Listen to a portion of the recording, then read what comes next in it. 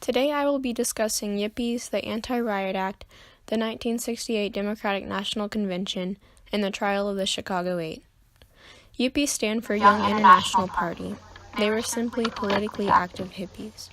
Yippies were founded in December of 1967 by Abbie Hoffman and Jerry Rubin. They were an anti-war activist group that believed in doing your own thing and not conforming to anything. They believed in social justice, anti-capitalism, anti-establishment, the legalization of marijuana, and most importantly, stopping the Vietnam War. The Yippies would gather in large cities and protest against the war in theatrical ways that have never been done before. The Yippies were famously known for the theatrical stunts they would pull, which set them apart from any other anti-war groups. Getting the attention of the media was very important to the group and was one of their main goals. Media was a big influential tool to get the message out to people about Yippies and about ending the war. Pictured below is the group flag. The pin on the right shows you the attitude the Yippies had because they were anti-capitalist. As I mentioned earlier, the Yippies were big on theatrical stunts. Here are some of their most iconic protests.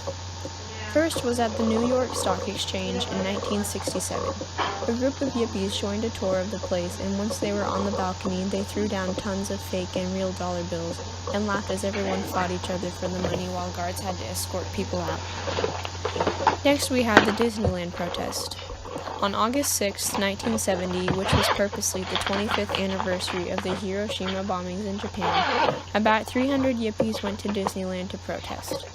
The reason they chose Disneyland is because the Bank of America was one of Disneyland's biggest sponsors, which were supporters of capitalism. The Yippies caused Disneyland to shut down early, which was the second time it had ever done that, the first time being when John F. Kennedy was assassinated. Next, the Yippies levitated the Pentagon. The idea was that if they gathered around the Pentagon and chanted rituals, that they could get the Pentagon to levitate off the ground, and then all the evil would be gone, therefore ending the war. This also shows you how much marijuana the Yippies smoked. The Pentagon did not actually levitate, but it was an iconic idea and shows that the Yippies were full of absurd ideas to protest the war, which got tons of attention from the media. On the left side of the page is a picture from the New York Stock Exchange. The man with the curly hair is Abbie Hoffman, which was one of the founders of the Yippies. The picture really shows you how the Yippies pulled their stunts. They were always laughing, very free-hearted people. The picture on the right side shows Yippies holding hands as they walk around Disneyland protesting. The Yippies were a big part of America's counterculture. The Anti-Riot Act was passed April 11, 1968. It was created to try and stop the riots and protests over the Vietnam War, which were happening frequently in many cities. The act made it a federal crime to cross state lines with the intent to riot. The next topic is the 1968 Democratic National Convention. Before I get into what it was, it is important to note the events that led up to this iconic riot. Martin Luther King Jr. had been assassinated that April. One of the Democrats' presidential nominees had been assassinated. The Tet Offensive had taken place, and about 300 men were getting killed every week in Vietnam, along with President Johnson still sending more troops there.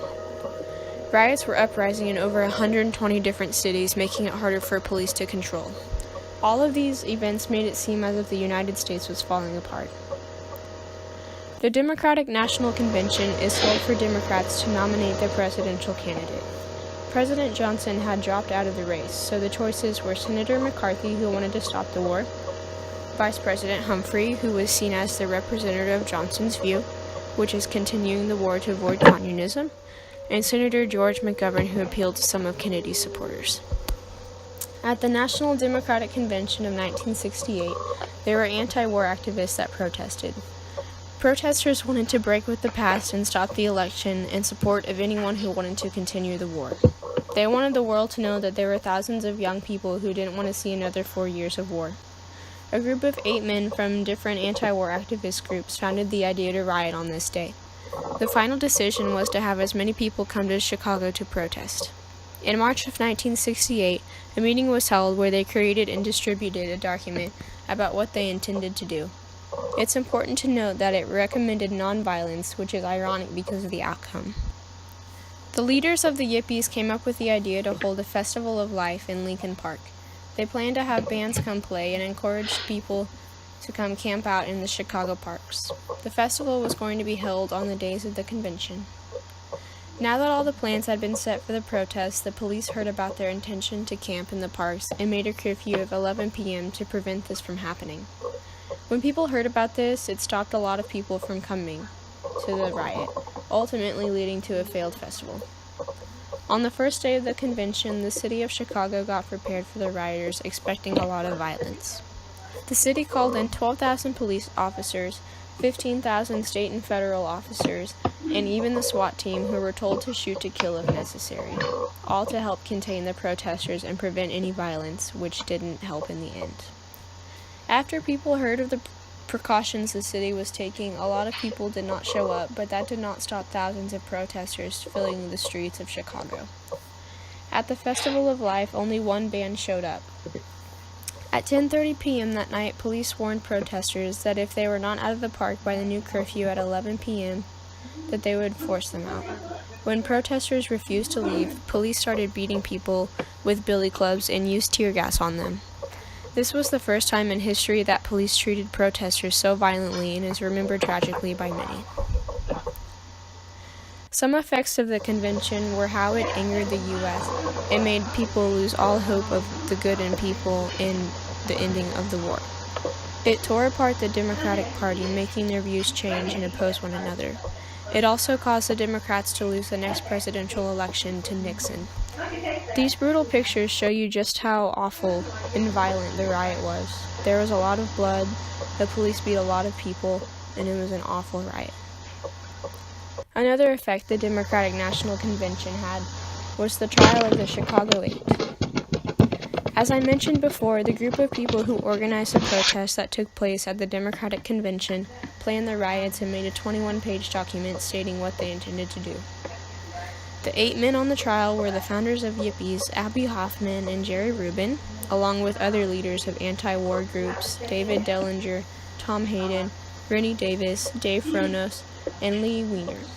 The 8 men were charged with conspiracy to cross state lines and incite a riot, breaking the Anti-Riot Act that was established in the previous April.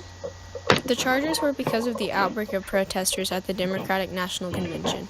The trial lasted 5 months. At the trial, the defendants and their attorneys used it as a platform to attack the war, racism, Nixon, and oppression. The yelling got so crazy that the judge had to order one of the defendants to be strapped to their chair.